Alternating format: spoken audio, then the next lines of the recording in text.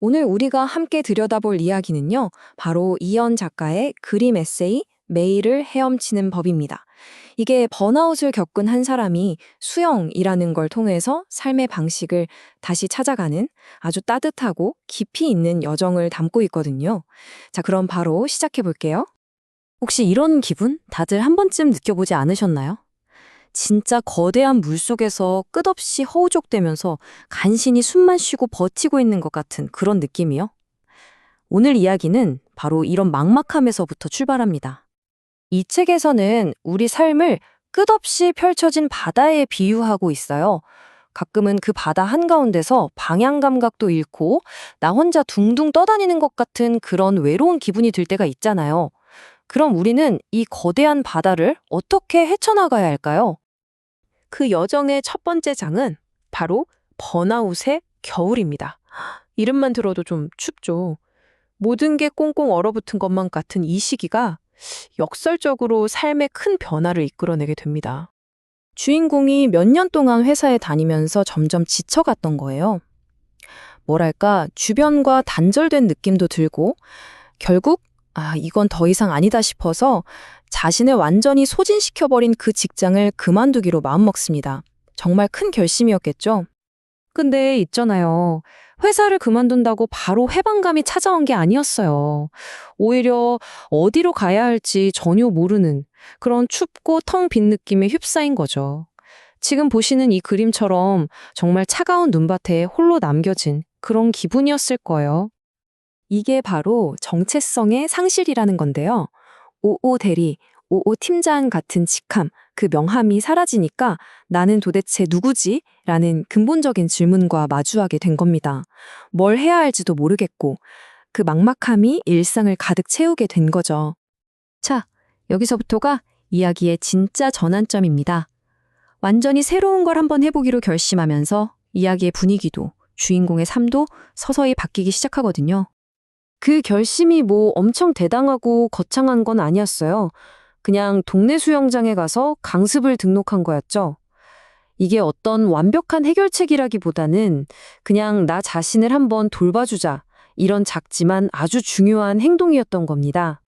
여기서 정말 재밌는 부분이 나와요. 물에 들어가서 처음 배우는 게 막 멋지게 앞으로 나아가는 법이 아니었다는 거예요. 아니, 그건커녕 숨쉬기조차 제대로 못해서 패닉에 빠졌다는 거죠. 우리가 뭔가 새로운 걸 시작할 때 겪는 그 막막함, 그 두려움을 정말 잘 보여주는 장면 같아요. 바로 그 순간 수영 강사님이 한마디를 툭 던지는데 이게 주인공의 생각을 완전히 뒤집어 놓습니다. 우리가 보통 생각하는 것과는 조금 다른, 어떻게 보면 역설적인 조언이었어요. 자, 이 문장이 이 책의 핵심이라고 할 수 있습니다. 숨을 쉬려면 공기를 더 들이마셔야 하는 게 아니에요. 폐 안에 꽉 차 있는 걸 먼저 내뱉어야 해요. 와, 이게 무슨 뜻일까요? 앞으로 나아가려면 뭔가를 더 우겨넣고 더 애쓰는 게 아니라 오히려 나를 짓누르고 있던 긴장감, 그 복잡한 생각들을 먼저 비워내야 한다는 거죠. 이렇게 수영장에서 몸으로 배운 교훈들이 이제 삶의 새로운 철학으로 확장됩니다. 수영장을 나와서 일상으로, 마음으로 들어오는 거죠. 이 표를 보시면 그 차이가 한눈에 들어오죠. 왼쪽이 번아웃을 불렀던 기존 방식, 오른쪽이 수영을 통해 배운 새로운 방식입니다. 억지로 막 밀어붙이는 게 아니라 자연스러운 흐름을 찾고 계속 긴장 상태에 있는 게 아니라 리듬을 타면서 힘을 줬다 뺐다 하고 세상이라는 물살과 싸우는 게 아니라 그 물과 함께 흘러가는 법을 배우는 거예요. 그리고 또 하나 정말 중요한 깨달음이 있었어요. 수영을 잘하기 위해서 꼭 빠를 필요는 없다는 거. 이거 정말 중요한 말 같아요. 인생에서도 마찬가지잖아요. 발전이라는 게 남들보다 빨리 가는 게 아니라 나만의 속도를 찾아서 꾸준히 지치지 않고 가는 게 더 중요한 거니까요. 이게 바로 에너지 관리의 지혜죠. 물속에서도 그렇고 우리 삶에서도 그렇고 계속 허우적대면서 힘만 빼는 게 아니라 불필요한 몸부림은 멈추고 정말 힘을 줘야 할 때 딱 집중하는 것. 그럴 때 오히려 더 멀리, 더 오래 갈 수 있다는 걸 깨닫게 됩니다. 자, 이제 여정의 마지막 장입니다. 주인공이 이 모든 교훈들을 자기 삶에 어떻게 녹여냈는지, 그래서 앞으로 다가올 또 다른 어려움 앞에서 어떻게 단단해졌는지 그 회복 탄력성에 대한 이야기를 해볼게요. 지금 보시는 이 두 그림이 모든 걸 말해주는 것 같아요.